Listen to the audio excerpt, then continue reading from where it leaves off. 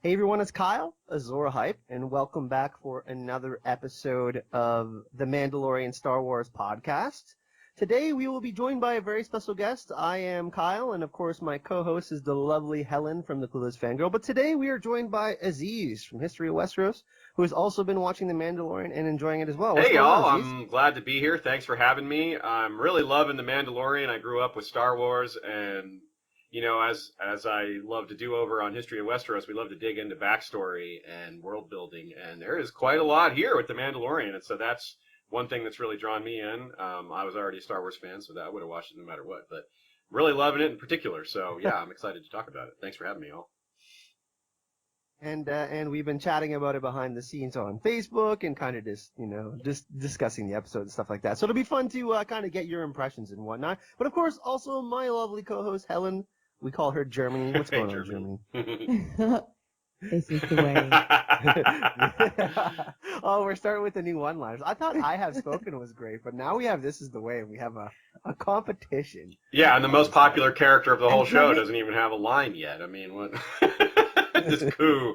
Wait, are you calling Quill the most popular character? Baby Yoda. That's has what I taken mean, over yeah. the internet. He is essentially this universe's god. But It's true. let's get into the episode. Helen, what were your overall impressions of the episode? Did you enjoy this episode? I know you got to watch it a little bit later, and I was hounding you for a few days. You were hanging out with your family and whatnot, but you got to watch the full episode. What were your impressions of the episode?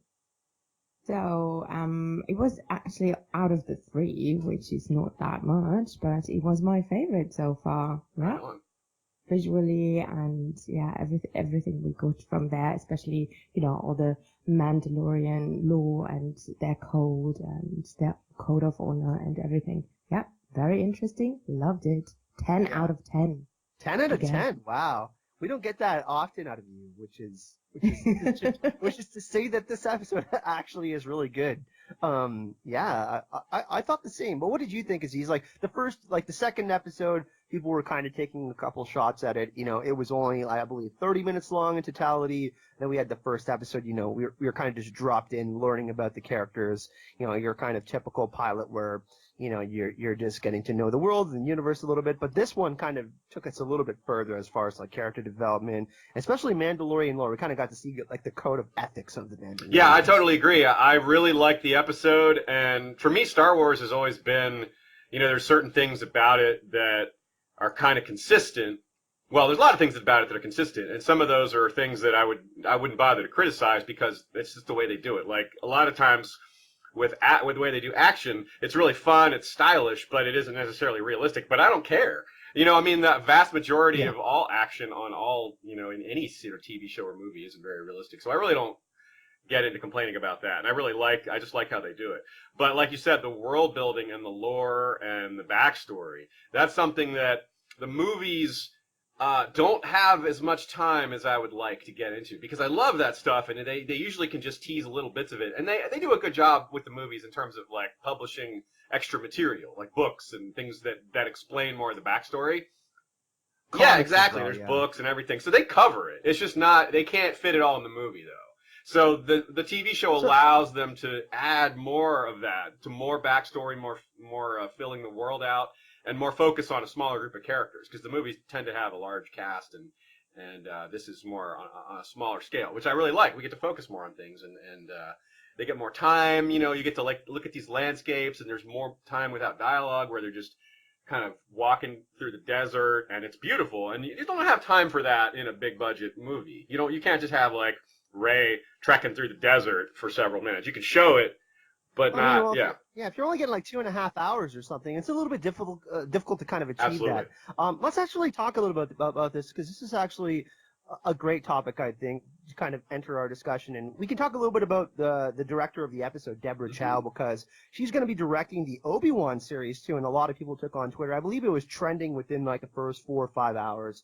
I was checking it, and it got like 70,000 retweets, and people were just really overall excited and kind of just talking about the format of Star Wars on television, and people were praising it. You know, some people were saying like, hey, I would prefer if it would all drop at once or whatever, but people have been really enjoying the week-to-week format. And as like content creators, we obviously have this discussion, you know, it's probably better for us as we can discuss this stuff week to week and kind of, you know, make our content stretch out a little bit more. But Helen, for you, yeah, but like Helen, for you, like the week-to-week format, you know, it's convenient. Deborah Chow did a great job, and as Aziz was saying, you can kind of stretch it out over 8 to 10 episodes and tell a longer story. Like essentially, what we're getting for this first season, if the episodes are 40 minutes, is a trilogy movie. If you really think about it, the amount of time that we're getting. So let's talk a little bit about that, and then we'll get into the episode review. Yeah, just short information, like the order of the directors we just had will be repeated. So next one will be Bryce Dallas Howard. She's doing one show, so she's doing the 4th episode, and then they repeat the directors. So she will direct another one, the 7th one. Oh, cool. So this is just the one before the last, I think. Taika Waititi directed the first episode, I believe, and then it was Dave Filoni. And Bryce Dallas Howard, for those of you who don't know, is the daughter of Ron Howard, who is an acclaimed director, does fantastic films. People he compare him did to, Solo. Yeah, He Solo. reshot Solo. Let's say he reshot. He tried to save Solo. But he's in the kind of Steven Spielberg-esque discussion for some of the best directing out there, as far as people who have, you know, storied careers of directing great movies. So, and he was retweeting on Twitter too, which I found really interesting. Like, he's super excited for his daughter, and she's, you know, obviously got her father's job. She's does some great stuff. So, I think we're all in agreement. This episode, like for me, it was a 10 out of 10. Aziz, oh, you get it. I think I would probably. I almost never give anything a 10, so I'll just give it an 8.5. But I really loved it because one of the things that the show is doing so well is the way it's doing visual storytelling, which is difficult because you have a dude whose face you can't see and a character who doesn't talk, but the interactions between the Mandalorian and Baby Yoda are fantastic. Like the way they frame the shot of Baby Yoda waking up and looking at the little, fixating on the little ball on the lever. And then how that ball is like the focus of so much conflict and pathos is really awesome. And fitting, it's just the way they're fitting what they have into a deliverable piece is amazing. Because like you said, they can't show facial acting. There's not much dialogue they can have, but still you feel his emotion, and it's great. I love that. But you feel it due to the music as well. The music is amazing and was never since, I don't know, I mean, I didn't like it in the prequels, but it hasn't been on point that in the last decade for me, like it is here. It's really, really good. And this is why, what you speak of, how you can create all these emotions. Apparently, Ludwig Göransson, who also, we spoke about this in our last podcast. Ludwig? Ludwig. I mean, Helen is from Germany, so she'd be able to pronounce it. Göransson. Göransson. I'm not going to say that. But he did the Black Panther soundtrack, which was phenomenal. Had great vibes. But actually, this episode, Ludwig actually took some kind of did an homage to John Williams. Kind of had some of the John Williams notes mixed in there, which I found was fantastic. And we did get a 42-minute episode this time or something like that. So it was nice to see kind of a little bit more lengthy and a little bit more music in this episode. Let's actually segue into what you were just talking about, Aziz, because we do start off with the Mandalorian and Baby Yoda. They're in space. They're heading to this planet again, and we kind of do see what you talked about, this kind of this emoting. The Mandalorian is going to take Baby Yoda, obviously, to take him in for his bounty. But behind the mask, you can really feel that charisma, and you can kind of feel that backstory starting to bud. And later on in the episode, of course, we get more of the tragic backstory of the Mandalorian when we find out they were part of the Purge, Order 66, which wiped out most of the Jedi. So as the episode goes on, we start to get more of that. But let's talk about a little bit about the beginning, because we do get more of Baby Yoda and the Mandalorian interaction again, kind of this bonding session, even though he's going to... Yeah, well, one thing that really struck me is the duality of how he's getting his outer side is hardening as he upgrades his armor significantly. So he's got this badass set of Beskar, and he looks amazing. He's blinged out. It's not just for show. That stuff is serious business, blocking blaster shots and all that. But as his armor is getting stronger, his heart is getting softer, and it's pretty cool how he's it's almost like he takes a little more responsibility. He's got more power, and it's also just very much like him from the different scenes of the blacksmith, both in the first episode and this one, where he's having flashbacks to his own childhood. Yeah. And it's an Imperial droid that's apparently, or several of them, I suppose, it's wiping out his family, which right there tells you why he doesn't like droids and why he doesn't like the Empire. And so, and it's just too similar to what we see. Well, he's, from those flashbacks, you see that he's kind of put into like a metal blast shelter or something like that, which is kind of similar to what little Baby Yoda's in. It's a floating little metal box circle thing, but an egg. He sacrificed an egg for an egg last episode, which I found that's very cool. Yeah, good catch. And so that's just he's too similar to himself. He sees himself in this innocent creature. He's a bounty hunter, but he probably never been confronted with a mission where he had to hunt a child. Because why would there be bounties on children? That's not really a common thing. It's usually it's criminals, right? It's bail jumpers and smugglers and things like that. Noblemen's sons that have run off. I mean, yeah. I got a video that I've been working on, which I'm going to actually release tomorrow with the podcast, which talks about. We got to talk about this later into more detail, but I think it actually links to Emperor Palpatine. Okay, yeah. But because we got the cloning. Helen, you had something that you wanted to chime in there. Go ahead. Yeah, no, that's what I wanted to say with it, when he had all these flashbacks when the armor was forged. So, like Aziz was saying, he was gearing up, but then he remembered where he came from, who he originally was, and I don't think he ever asked a question about any bounty. But now with Baby Yoda, he starts asking all these questions, and apparently that's against the guild. But yeah, that was really cool. One thing that I found really interesting, too, about the specific scenes where it pertains to the flashbacks is this is something that Ramin Djawadi did in Game of Thrones, and Petra Halliburton from Watchers on the Wall actually has a great video if all of you want to go check it out. It's called a leitmotif. And what it is this is a cue. It can signal a specific emotion or trigger something within us that, kind of gives a little bit of foreshadowing or kind of some context into that specific scene. And the music is actually triumphant, which is really interesting considering it's a tragic flashback. We're learning more about, obviously the Mandalorian's parents that are getting killed and whatnot.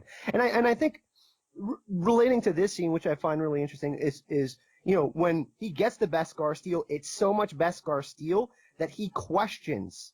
He's like, hey, what's going to happen to this kid? He's starting to question things. He's like, because Beskar steel is extremely rare, and obviously when the purge happened, they were collecting all of it, to make parts of the Death Star and droids and all sorts of stuff like that. So he's obviously questioning. He's like, okay, I'm bringing this kid in, but this is like highly unusual. The bounties that I do, and we see the bounties that are being offered, they're like 1,000 times less lucrative than what he's just been offered to do with Baby Yoda. So he's kind of questioning things. He's like, well, what's happening? I mean, everybody was giving these fobs out, and there's all these other bounty hunters, and yeah, of course, I'm going to collect this bounty, but he's starting to question things, and I find it really interesting, too, because, we learn more about the bounty hunter's code of ethics, as opposed to the ones with the Mandalorians, because he's like, hey, Werner Herzog's character, the client, says, you're supposed to essentially forget after you've handed in the bounty. You can't ask questions. And I find that really interesting because that's juxtaposed with the Mandalorian not forgetting about his past and the tragic history in the Mandalorians, which was brought up by, when he's confronted, when he brings in the Beskar steel armor. So I found that a really interesting part of the episode. Yeah, but apparently they are breaking their own code because normally the bounty hunters, they are not allowed to interfere with another bounty hunter's prey or whatever you want to call his job. So, But then the client had put so much money on the table. So even his boss, whether I don't know what the character name was, Grief Karga, yeah. So he hired then literally that whole bounty hunter planet to hunt for Baby Yoda. So they went against their own code in that. And it's interesting because the Mandalorian asks another question again, what's going to happen to the kid? Because he shows the amount of Beskar steel that he received. He received, I don't know, it was 3 or 4 pieces of Beskar steel, and then he's like, okay, something is really not right now. I've asked this question a couple times now. Grief Karga, he was acting arrogant in a way, like the way he was speaking about it is like, aha, my best client, the Mandalorian. Thanks to you. Mando! You know what I mean? Yeah. And it was in front of everybody in the bar. He was projecting. Yeah, he was being you know what I loud. He mean? wasn't So he being was like, subtle at obviously, all. Yeah, it's pretty cool. yeah, toxic masculinity. So yeah, And go, talking about that, go ahead. sorry, Yeah. Aziz, just one little funny thing about the Beskar deal. Do you know the thing? It was in Werner Herzog had like this little. It looks like an ice cream maker, and this is a fun side note because I'm a lot into Star Wars and dressing up and going to all these conventions and blah blah. So and in the original trilogy in Cloud City, there was a guy running with exactly that thing where the Beskar steel was then called ice cream maker because it looked like it. A lot of cosplayers play that guy from Cloud City since like 20 years. They cosplay that guy with the ice cream maker and put it in that episode, which is so cool. There's so many Easter eggs, yeah. Aziz, Yeah. you had a Yeah, you sure. had a point that you wanted to bring up I there? wanted to say that it's not. We talked about how the Mandalorian's having issues with handing over this child, but also I think there's got to be part of it for him that he doesn't want to empower the Empire. He doesn't want to help the Empire in any way that's like significant for them because he hates the Empire. He doesn't want to, he didn't really like doing a job for them. You could see how hostile he was to the stormtroopers even in that first encounter before he was actually shooting them. I mean, just the first meeting, you could tell, that moment of tension where they don't want to lower their weapons, he doesn't want to lower his. That's not just macho. He hates the Empire. So there's some of that in there too. So I think part of this is he doesn't want to give them this whatever this being is. He's got sympathy for Baby Yoda, but he also doesn't want them to do whatever it is they're doing to become whatever power that gives them. So one thing that we can segue into here as we're kind of moving through the episode is we see the Mandalorian bring the Beskar steel to the armorers, and she's the leader of the Mandalorian. So the arm, we can see what are the horns on the helmet of the specific Mandalorian, the blacksmith?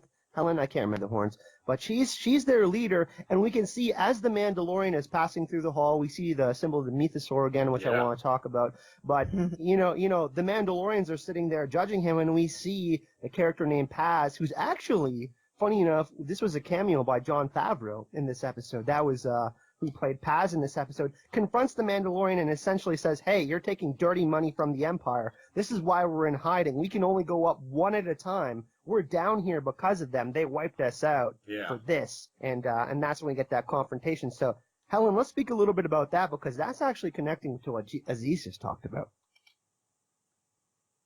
Yeah, what do you want to know? Everything. No. Because we learn more about Mandalorian culture in this scene, and I think what really kind of made the episode shine. Yeah. So the thing, what I find super interesting when they announced the name, I don't know. I'm a big Rebels and Clone Wars fan. So there is this in the old law, in the new law, there is this Vizsla clan, right? And the original. The holder of the Darksaber, the first Mandalorian Jedi, was Pre Vizsla. And apparently he is related, or he's from that family. Mandalorians are a lot about clans and their clan structure. And so he's from that Vizsla clan, and he's like the royal family of Mandalore. And also him, he's kind of working as a bounty hunter. So this is what it came to. He's a big guy and he has good weapons and everything, but still, they literally had to flee, and this is their life now, hiding and working for dirty money.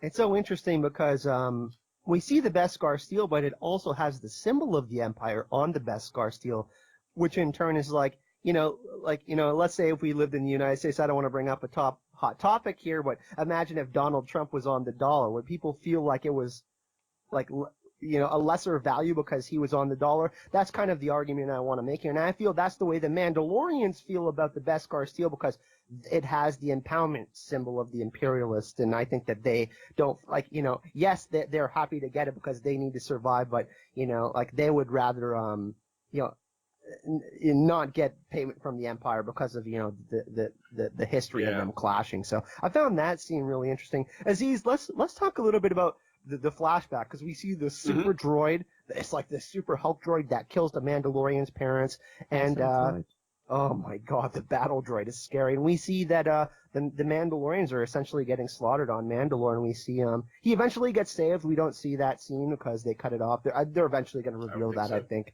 But we see and each episode we see a little bit more in that. The first episode we saw a little bit, and then we saw a little bit more in this episode. So eventually we'll get the full flashback, I think. But we found out more about the Mandalorians. Yeah, I really like that. It touches on what I was saying before about one of the things that draws me to this, outside of the fact that it's Star Wars, and that would draw me in anyway. But the fact that they're moving the story forward while revealing more backstory. It's not exactly it's a fairly common storytelling technique, but it's one that I really like, because backstory is really fun to get into. It tells us why the character behaves the way they do, while simultaneously putting them in situations that have them moving forward.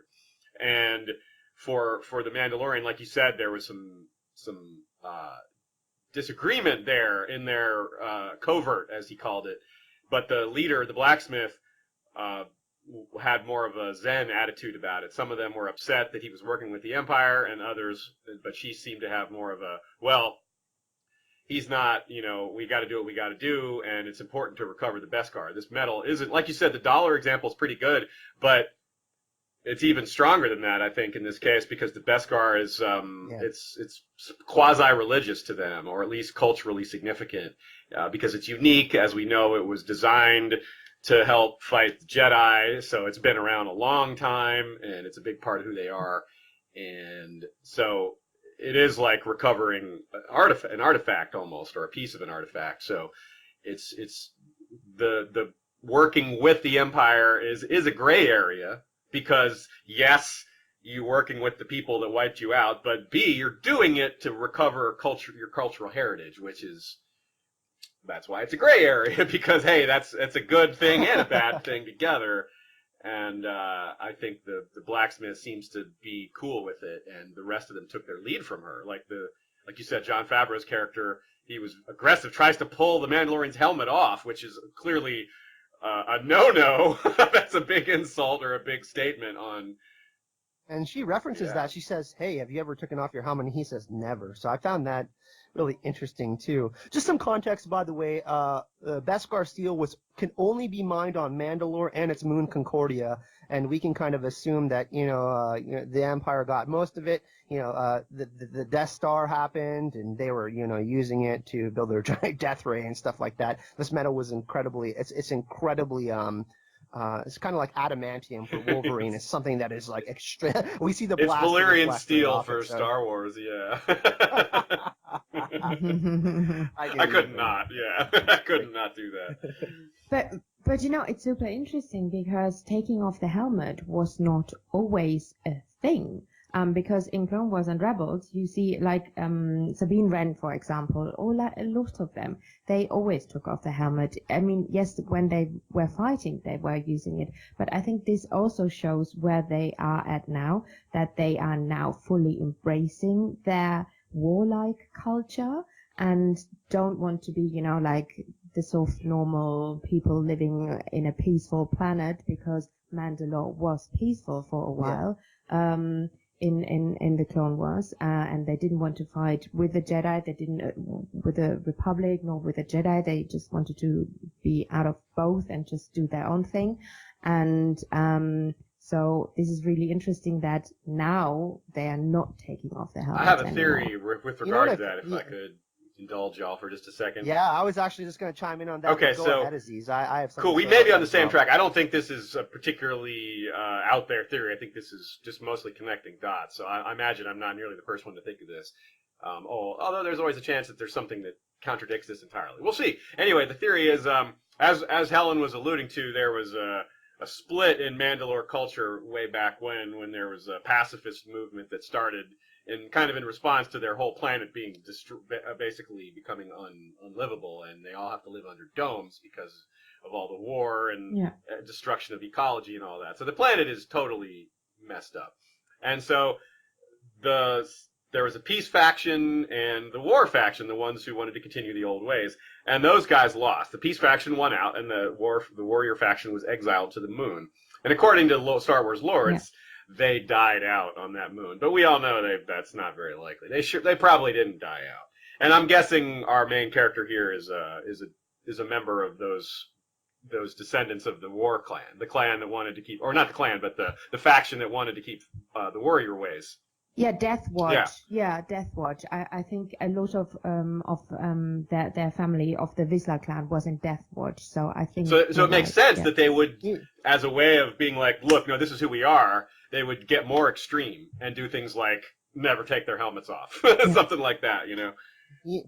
Let me jump in on this because he says weapons are a part of our religion to the Jawas when they're trying to make their negotiations, and then we find out this is the way. So I think this is the way was actually adopted a little bit later, perhaps, or it could have been in the beginning, but it kind of illuminates that this is the way they have to live now. Yeah, this is the only way. This is the only way since the purge. Otherwise, if they learn our faces, they can track us more easily. Like if Aziz had a helmet on and I never saw his face, I wouldn't be able to recognize him in public. You know what I mean? So that's kind of a thing. Especially you would recognize him with his shirt. But especially when they're bounty hunting and stuff like that. We can see all the bounty hunters in the bar. They're a specific race. The guy with the blue face, like we're gonna recognize the Mithril character because he's that specific race, right? So I find that really interesting, and I really enjoyed that piece of history there, Aziz. But I do think I think we will find out more about that too, because like I said, we didn't see the full flashback yet, and I'm sure we will get some sort of expeditiousness from the Mandalorian where he kind of explains, his tragic history to someone. And in the next episode, Gina Carano is going to be in that, and it's the synopsis of the episode says the Mandalorian helps a former resistance fighter protect a village. So that's going to be interesting. And he has Baby Yoda with him. They're going to be tracking with him. So it's going to be interesting to kind of see. Yeah, you got to figure that he's now kicked out of the guild, because this was a very public thing that he's done, and Carl Weathers survived. So he's a leader of the local chapter or whatever his position is. He's a guild leader-ish. So he's going to be like, nah, this guy's out. So he's got to do different jobs. And the Mandalorians killed a bunch of them. Right? They must have killed all those bounty hunters. They were outgunned big time with the jetpacks. So he can't really bounty hunt officially, and he can do under the table jobs, but he's got to be out of the guild now, I think. Yeah. So Helen, go ahead. Wait, can I ask you guys, because we were talking about the battle droid before, right? And about that scene where he gets saved. So he saves him. Is it a Mandalorian in full armor with his helmet on, or is it a Jedi? Or what is happening? I mean, there's so many theories out there, and first I thought it was a Jedi, but then I remembered that neither him nor the Quill, whatever his name is, Quill character, the McNulty character, kind of really had an idea about the Force, how the Force is working. They felt something, and they were like, confused, something's off here. But they didn't know this could be a potential Medichlorian over-the-top possible Jedi, right? So they didn't know that. So I don't think it's a Jedi that saves him, because a lot of people were saying it's a Jedi. I think it's a Mandalorian in armor. I think you're right. I think that's a better theory. Yeah. Well, the Mandalorian also explains it in his conversation with all of them. He won't accept the signet of the Mudhorn, and he says that my enemy saved me. And he's kind of confused. It's like, I don't think my enemy knew that he was my enemy. You can tell he's not feeling. His head is downcast when he says that. It's more of his shoulder. He has to do so much shoulder slumping and looking, and because he can't see his eyes or anything, so he has to very subtle. He doesn't overact. But if you're looking at you have to really pay attention to his posture, which I'm sure you guys are doing. But he does such a great job of these little things that you can really tell he's a little bit ashamed. Yeah. Sorry, Helen. Yeah. Okay, cool. So Helen, but yeah, I found that really interesting too, guys, because when he's explaining it, they're all confused about that, right? And the thing that I also find interesting is we see the symbol of the mythosaur again for the second time in 3 episodes. I'm wondering if that ends up being his signet, and he kind of, I mean, I don't know. He doesn't get a signet. We know he gets the whistling birds later, but something just tells me they really showed that they really focused in on that symbol twice, and I kind of have this gut feeling that we're gonna maybe see the Mandalorian versus the Mythosaur, perhaps. That would in be the pretty season cool, or finale maybe in a something future like that. season. But I wonder if Yeah. for an alternate idea on that, maybe if it seems like he's on a trajectory to be fighting against some of these remaining Imperial elements, and maybe he gets a signet that's like, The like Death what we Star. saw at the beginning with these trailers, like stormtrooper heads on pikes. Like maybe he's got a Mm. Do not come here. stormtrooper head Yeah, on do not pike come as here. his We're the symbol, Mandalorians, guys. something like that. I mean, when Helen talked about tribalism earlier, right? And we see that this is the way that definitely is in reference to like, hey, this is what we do. We protect each other, even though we have differences in what is going on. Bounties, whatever. We saw in the end they still came and helped the Mandalorian anyway. So we might see some sort of kind of pushback from the Mandalorians. Let's talk a little bit about the scene. Well, obviously, the Mandalorian goes back to his ship, the Razor Crest. He saw Raziz. You referenced the little knob that was missing, so we have the connection, obviously, and we see that the Mandalorian obviously has some affection for the child. Otherwise, he wouldn't have went back to go fight for child. And he knows, like, because he himself is an orphan, which we'll find out more about. He had to go back to protect this child. I mean, this child is. I mean, yes, it has the Force, but I mean, stormtroopers, the Imperialists. He knows what they're capable of. So we see he goes back, and he goes. The one thing I want to talk about first is the conversation of him spying on Dr. Pershing and the client, and they reference that they want to extract genetic material from Baby Yoda, and the client says, hey, I can't protect your safety anymore. We've got to be done with this fast. This is really interesting because we know that Yoda had a high midichlorian count, which I'm actually going to talk about in my video tomorrow. But let's kind of just spill the beans now. Do they want to extract the light force, the midichlorians from Baby Yoda, and use it for some sort of Force army, another clone army, because we know Dr. Pershing has the Camino patch in his arm. He's connected to the clone army makers and all of that, Helen. Let's talk about this a little bit, because this conversation illuminates even more as to why they wanted Baby Yoda. Yeah, I'm confused because in the beginning I thought it's that, but now I'm like more on the clone, like they just wanted the DNA, and like because you can take DNA out of somebody who's dead, right? Because the Werner Herzog who didn't care if Baby Yoda would brought to him dead. I'm not sure. I mean, we don't know how the midichlorian thingy really works. So maybe you can distract midichlorians as well from a dead person. I don't know, but I think it's the DNA they want, and this speaks for the Camino and clone. Yeah, they said genetic material, which is maybe they would say Yeah. but I think you're right. I think you might be onto something there because DNA, like you said, DNA was probably not enough, even though that can be enough for cloning in the real world. This is kind of, we're getting into supernatural here a little bit, and then that may not cut it. Well, when and it's a boy. It's a boy. We learn it's a boy him, because he says him. Yep. Yeah. and what's really interesting, if you go to Wikipedia, which I love Wikipedia. Wikipedia. One thing they describe the midichlorians, and I absolutely love the conversation between Qui-Gon and Anakin. He says the Force cannot exist without the midichlorians. But what's even more interesting is kind of their alignment.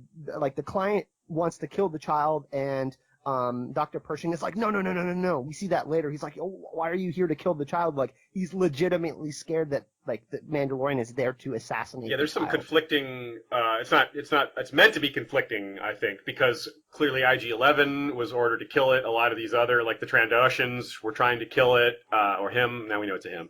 But and almost everyone was trying to kill him except for Grief Karga wanted it brought in alive, but then he was like, you can kill it afterwards. But the scientist says when they're being spied on, he says it was very specific that he wants it kept alive. So somebody higher up above either of these guys wants it kept alive, but other people want it dead. So there's multiple factions, I think, that wanted this child, which I think that might be what we're looking at here. And some of them want it dead because they don't want this extraction to happen. They don't want this cloning or whatever to happen. They're trying to prevent that from happening.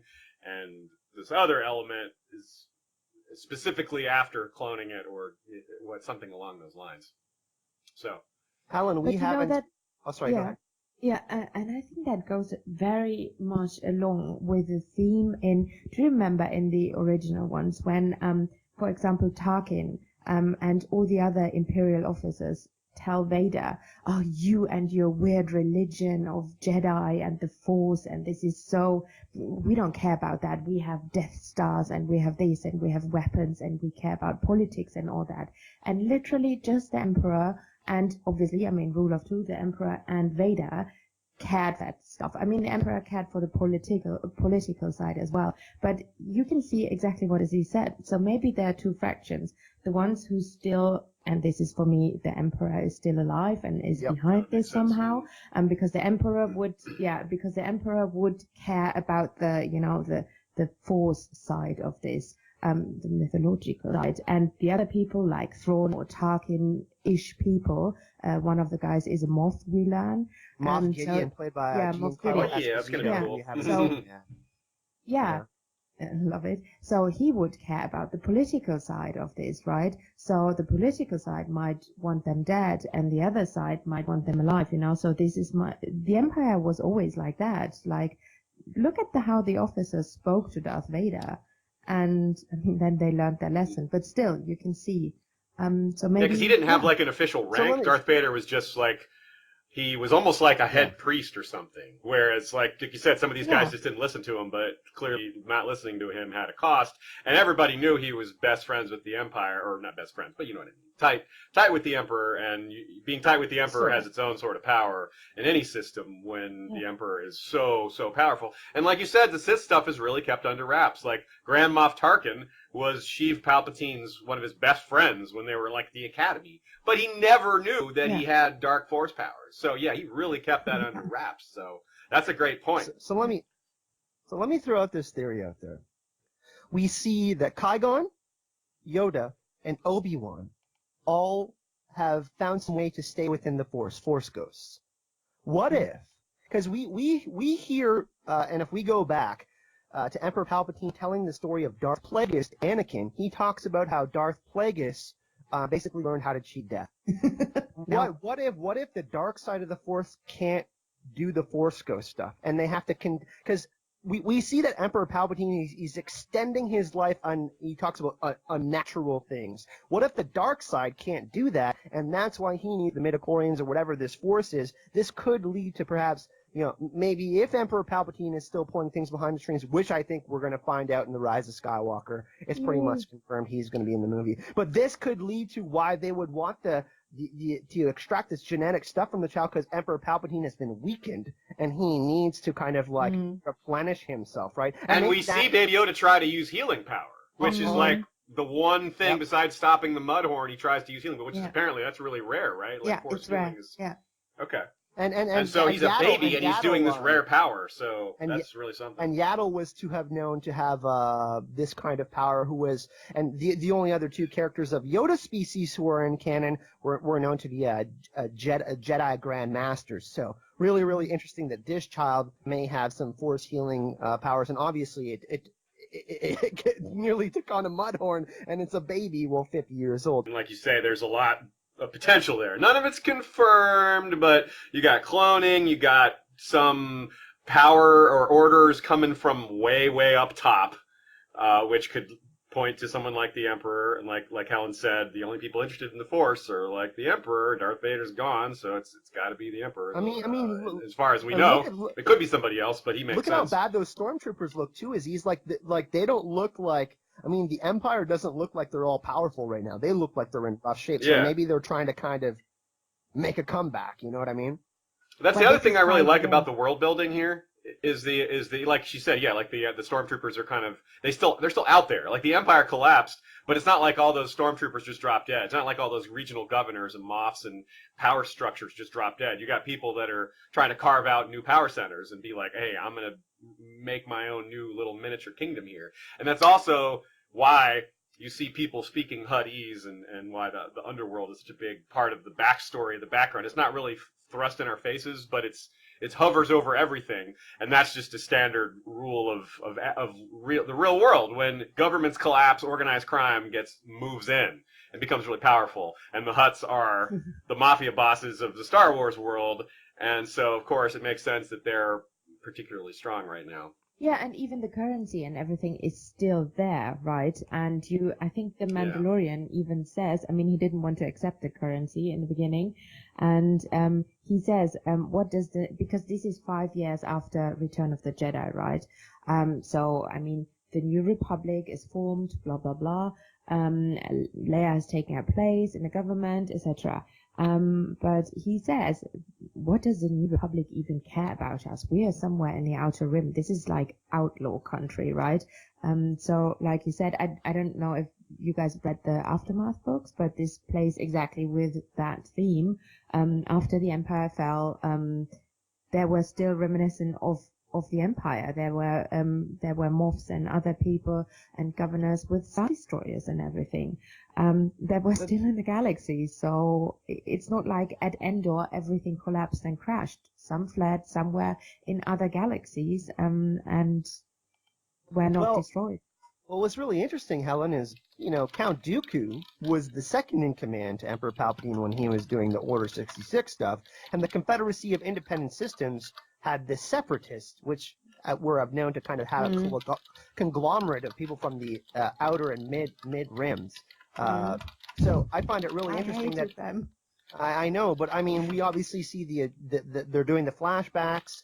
We see that the Confederacy is attacking Mandalore, and ultimately they were under the command, under Emperor Palpatine, because he made the main decision to wipe out the Jedi, and the same thing we're seeing now is happening to the people of Mandalore. So he played them like Gunray and all these people. For sure. Played them. I mean, he wanted the war to happen, right? I mean, so he could get all this power.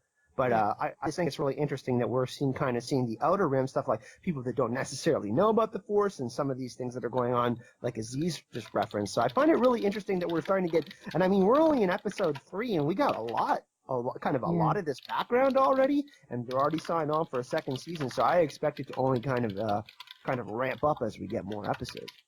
Yeah, and it's interesting, because in the beginning we heard, when they started filming, this is just a Western vibe, Outer Rim, underworld, crime, blah, blah, blah, no Jedis. But now we have Baby Yoda, which is like the main protagonist. So, like you said before, maybe this is all tied together with episode 9, and because this is what they're telling us, that the books, the animated series, that everything kind of, they wanted to be not as separate as it was before, and you can see that because characters from Clone Wars are now here, and they mention stuff from Clone Wars and from Rebels. So, I wouldn't be surprised if we see a grown-up Baby Yoda in The Rise of Skywalker. I mean, look at the timing of the release of Disney Plus. Although it's kind of unlikely because of when this production, like how long ago they started writing this, but it's possible. I just find it so interesting, like how close the release of The Mandalorian and The Rise of Skywalker are. Like, I don't know. Disney is obviously very smart. I mean, look at the Baby Yoda. I mean, Baby Yoda's going to be the best-selling toy at Christmas. Like let's just all agree on that. But it's not though, because they don't have it ready. They were not prepared for this. It will be ready, Aziz. They were not. It's amazing. They didn't know. No, it will be ready. It will. No, it won't. It won't. They've already announced it won't be. They've said it will not be ready. All they have, the merchandise they've released so far, and it's all they're going to have, is just screen caps on mugs and shirts. Something from That's like it. That's all they have. Teespring-esque, Yeah. They just have pictures of like screen caps of Baby Yoda, like from the TV, like nothing new. I heard today that so they weren't prepared for this. Toys, and they will be. But not for Christmas. Not for Christmas. By the way, my birthday is next July. I will be accepting early birthday presents. When Baby Yoda stuff comes out. Yeah. I'm sure some higher ups are like, someone dropped the ball. So let's. Why were we not ready? Of course, the thing is though, whenever the merch is ready in time, it's a spoiler. Yeah. If there had been Baby Yoda merchandise made, it would have leaked. We would have known already. So it's actually good for us as viewers. It's that we weren't spoiled because that was fun. Which is a bummer for like a lot of the world that didn't get to see the show like right when it debuted because Disney is weird with their like me. U.S. first thing, yeah. So let's talk a little bit about the fight scenes in this episode. We haven't got to that yet. We do see the Mandalorian go back. Oh my God, so good. We kind of see him sneak around like Snake from Metal Gear Solid, something like you would like see in a video game. I found that really amazing. The Beskar Steel kind of comes in handy, of course. We see the whistling birds that we referenced earlier on in the podcast that he gets, very, very rare, kind of like these, I guess it's like homing missiles, like these mini homing missiles that are made of Beskar, kind of get him and Baby Yoda out of a bind. And then, of course, we see the jetpacks and the Mandalorians, obviously, later in the episode. I felt like the last 10, 15 minutes were so exciting. I felt this is probably the best, some of the best television since Game of Thrones was on, some of the early Game of Thrones stuff. The ending of that episode really, really was just great. So, yeah, kind of just chime in on that. I felt like the fight scenes were just amazing. One little quick moment I thought was perhaps maybe the best part of it was, for one thing, it just shows overall just how hard it is to stop a guy in full Beskar who is determined. But really, the part that I was most interested in was not the action, but the moment, the kind of trick where he's kind of looks like he's realizing he's trapped and doomed, and he looks at the Baby Yoda and is like, what I'm thinking in my head is he's like, I've failed you, I was trying to save you, but I failed. And Yoda opens his eyes, and you're like, oh, is he going to do some force thing here? And that's when the other Mandalorians show up. So it was pretty cool, like, diversion to get your attention, to draw your attention away from the combat and towards the pathos.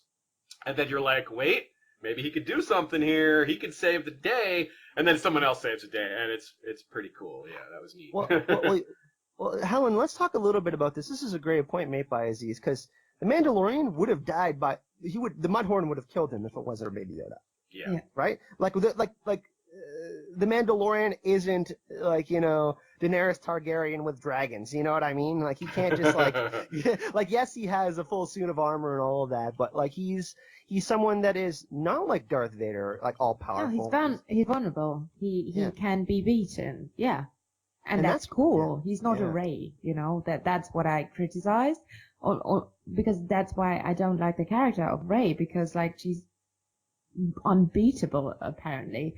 And I love that he's like a Han Solo character, Plot armor, and he kind of swindles his way out and fights his way out, and that's what I like in a character, and not being perfect.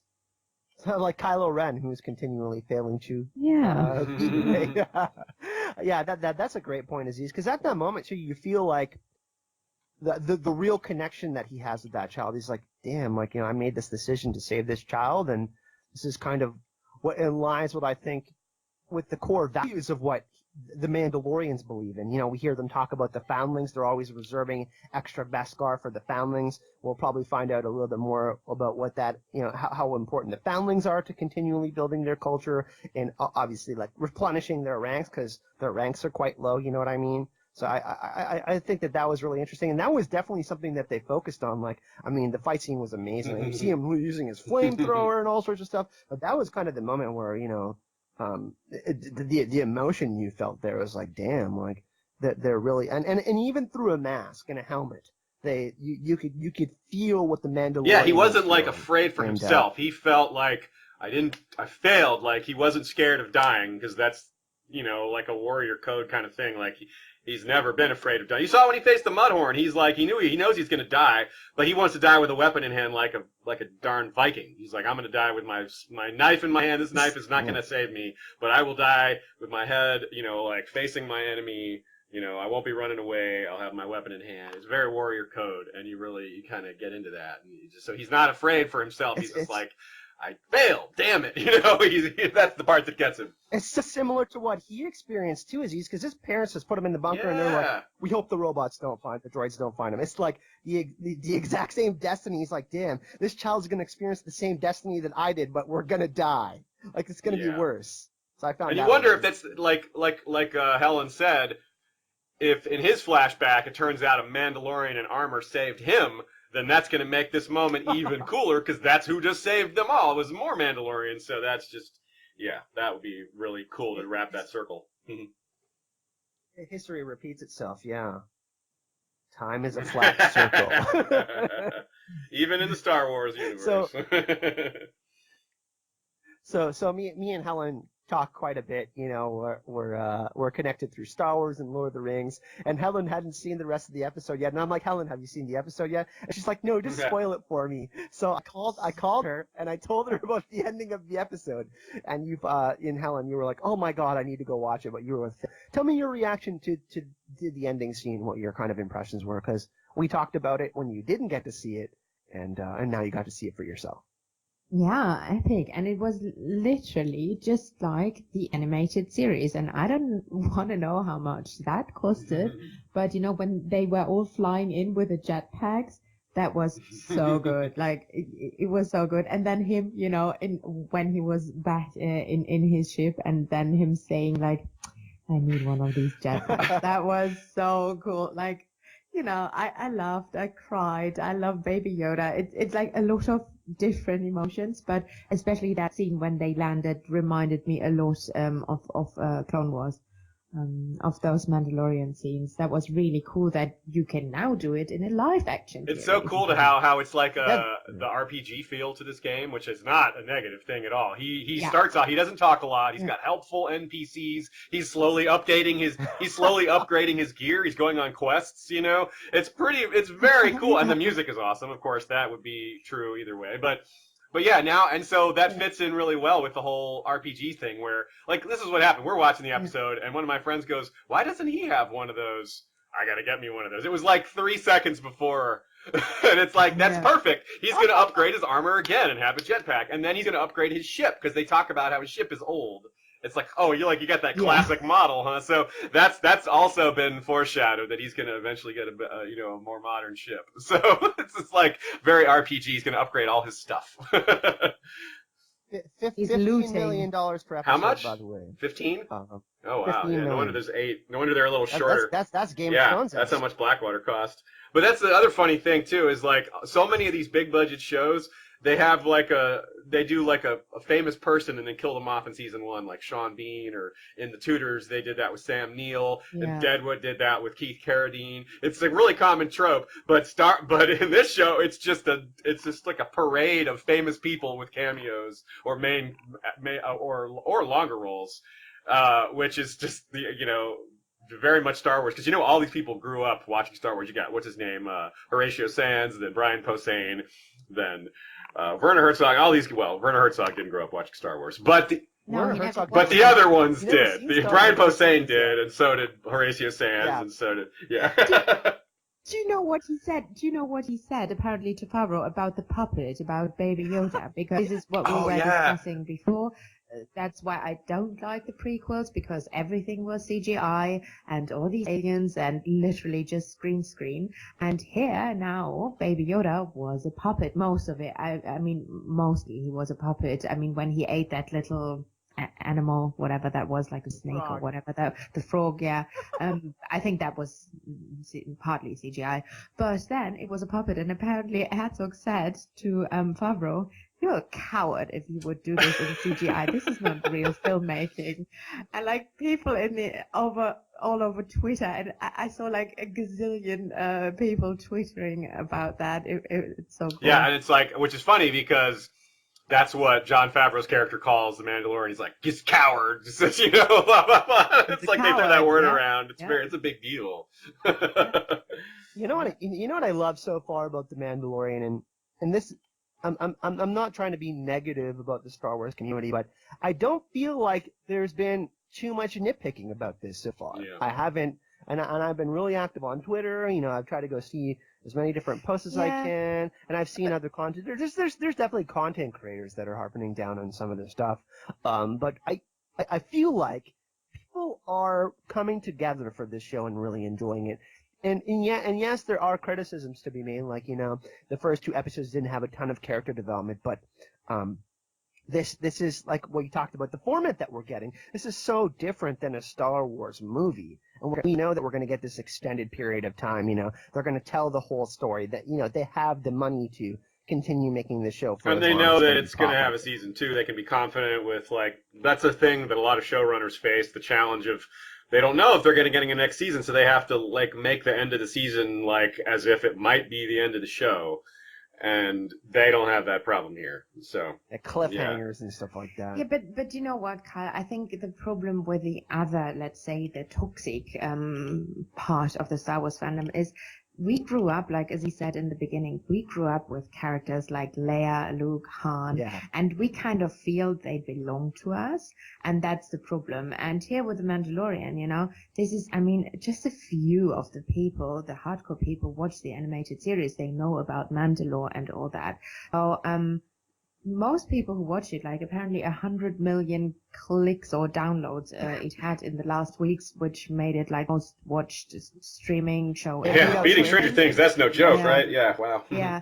So and then I would say like 80% of the people who watch that don't know Clone Wars and stuff like that, or let it be 70 or whatever, you know. But it's a big difference, and it's the same like when D&D or other people now will make the Old Republic stuff maybe into cinematic movies, because not many people know about that, have played the game, etc. They just know the 3 or 6 movies, or now 7 or soon 8, 9, 10 movies, you know, and that's a problem. I think those people are very, not toxic, but you know, they have a feeling of entitlement, and they grew up with that, and they have an opinion. But most of the people here don't have an opinion because they didn't know Mandalore even existed.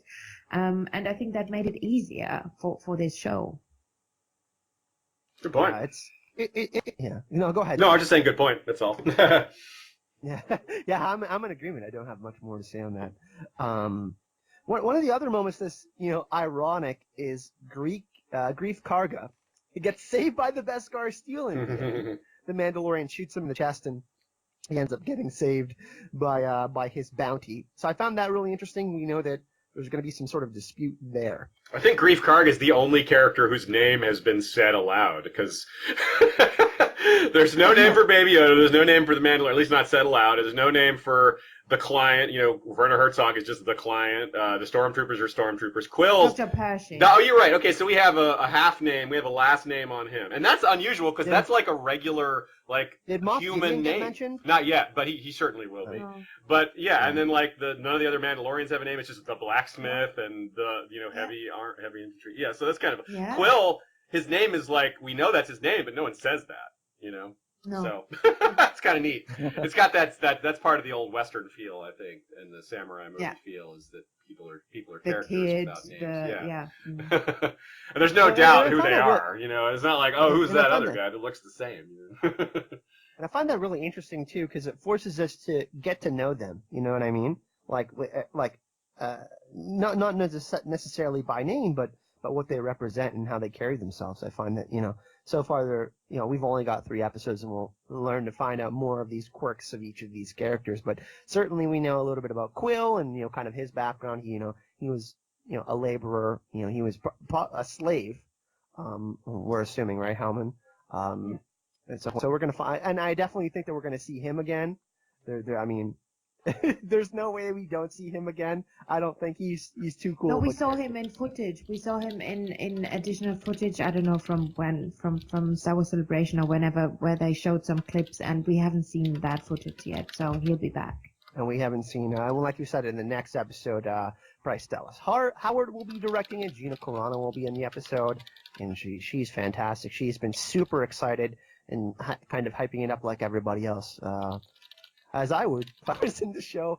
But I mean, next episode looks like it's going to have some more action. And for those of you that don't know Gina Carano, she's a former MMA fighter. She's been in tons of, kind of action movies and stuff like that. And she's does stunt work and stuff like that. And she's going to be playing, I believe, in X-Resistance. And we heard them trash the Resistance a little bit. So that's he said it was a joke. He called it a joke. I guess because it's kind of new, maybe. It's just at this point it doesn't have much power. It's toothless.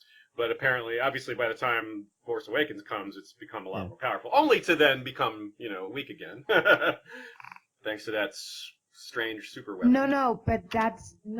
But what he's referring to, that's like Leia's people, No, that's what I'm talking about. That's what I'm talking about. Yeah. I'm talking about Leia's people, Yeah, okay. Cool, yeah. So I think we've discussed most of the points. Is there anything that we haven't covered so far? Episodes, I think we got to have pretty much everything, right? Yeah, what I think want so. to celebrate, please, guys, Deborah Chow was the first woman ever to direct a Star Wars, whatever, series, Live action, yeah. episode. No, not only live action, ever. Ever, yeah. So Fantastic. anything Star Wars ever, and Bryce Dallas Howard will be the second one, and what a beginning and start it was.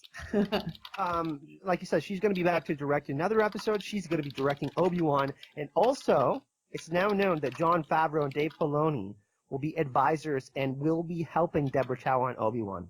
Yeah. So it looks like we could see Jon Favreau in some sort of Kevin Feige role. And for Star Wars television, I'm a huge fan of Jon Favreau. For those of you who hasn't checked out his cooking show on Netflix, I love to cook. I love to cook. But he did Iron Man too, right?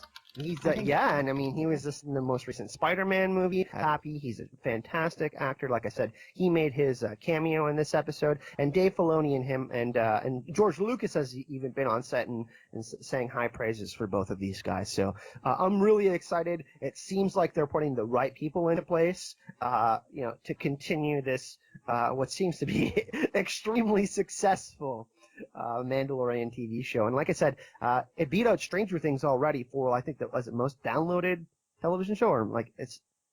Wouldn't be surprised. I think it's stream. Yeah, I mean, anytime you have a show that most of the world doesn't have regular access to, you're going to create a lot of illegal downloads. I think they knew that would happen. If they didn't, then someone in that department is not very smart. Well, look at Game of Thrones. How many people Exactly. I mean, that's and Game of Thrones was more widely available than this because you can order HBO in other countries, but you can't get Disney Plus in other countries right now. It's just strange, to be honest. Like, why? I don't quite understand, but whatever. It's a rights thingy. They have to buy out rights. So rather than wait for everything to coalesce, they were like, well, we can wait another year or just start in the U.S. now. Yeah. Yeah, they want to start making money as soon as they can. A lot of the Star Wars, and a lot of the Star Wars content, like Rebels and some of the animated series and stuff was running here. We have Sky, and it was running on Sky, and they still had the contracts, and they wanted everything to be on Disney Plus, so they have to wait till the contracts run out. By the way, for those of you that are listening, Aziz's birthday is 32 years old, young for the past 32. 9 years now. More than 9. Aziz probably saw the original ones in the cinema. Almost. No, I did see Return of the Jedi in the cinema. I did not see the first 2 in the cinema. I saw Return of the... I remember waiting in line outside to watch Return of the Jedi. I remember the kerfuffle over whether it would be named Revenge of the Jedi or Return of the Jedi. It was originally going to be marketed as Revenge of the Jedi, and then they changed it to Return of the... I remember that. I was about 6, I think, or 7. Yeah. So, I mean, Aziz, I wasn't even born then. So everybody wish Aziz a happy birthday in the comment section. What are you both Aziz? What are you looking forward to in the next episode? Like, I mean, we're getting Gina Carano. What are you most looking forward to for the rest of the I'm season? really curious to see what other factions are at play. I love gangster stuff, and I love this whole fallen empire scenario where there's different power structures of the empire that still remain, but they're not united.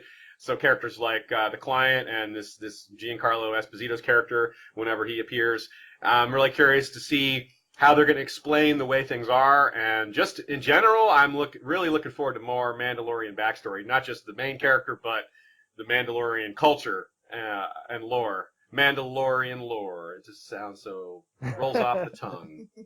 So yeah, really ready for that. And I'm gonna stay up all night. That's what we get. We're gonna eat. I'm gonna pig out on Thanksgiving Thursday night, and then just stay up and watch it at 3 a.m. or whenever it drops. And, Yeah, you have some awesome people going over there. Awesome people. I know you always have a nice get together there.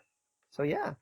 And thanks for joining us, of course. Aziz, for those of you who are listening to the podcast, I will be putting all of Aziz's social media and his YouTube channel in the description of this video if you want to go subscribe and check. Thanks again for having me. Oh yeah, appreciate it. It was a great chat. Yeah, and yeah, this is super fun. You're always welcome to come back on.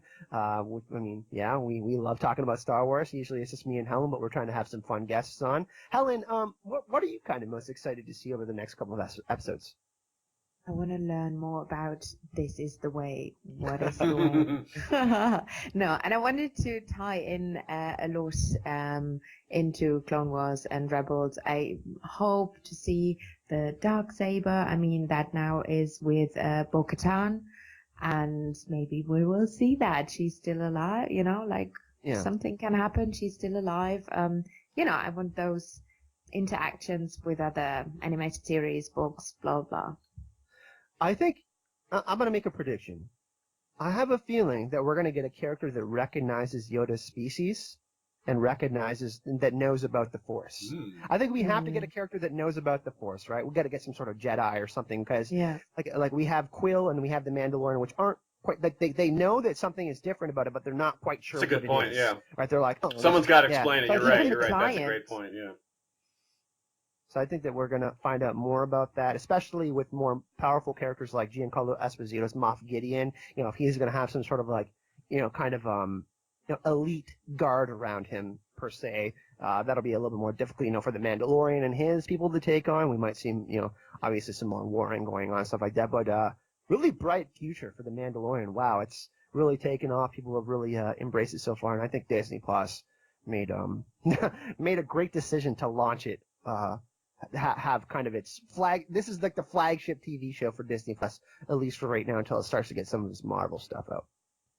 So yeah, thanks everyone for listening to the podcast today. Of course, my co-host Helen, always fantastic. You can find out her channel. She's making amazing Lord of the Rings content. If you want to go check out her channel, The Clueless Fangirl, you can find the link in the description of the video and social media there. And yeah, kind of for everybody that's watching this podcast, let us know in the comment section what your favorite moments were, the stuff that you enjoyed the most, the stuff that you're most looking forward to, and, you know, just how much you're enjoying The Mandalorian so far, joining the conversation. I'll be there in the comment section chatting with all of you, and this is really fun. Thanks for watching, and we'll see you in the next podcast.